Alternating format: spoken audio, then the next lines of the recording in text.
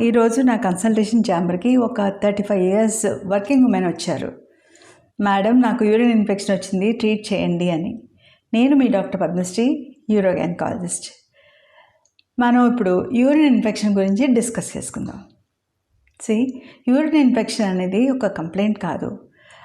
మీకు urine pass చేస్తే మంటగా ఉందా, ఎక్కువ యూరిన్ పాస్ చేస్తున్నారా, నొప్పిగా ఉందా, ఇలాంటివి మీ కంప్లైంట్స్. అంతేగాని యూరిన్ ఇన్ఫెక్షన్ అనేది doctors diagnosis.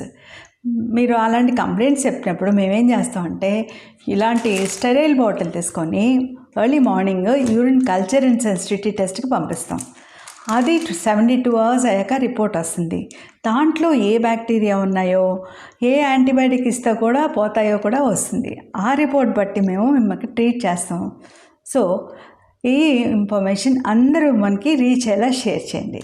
Stay tuned with me. Thank you.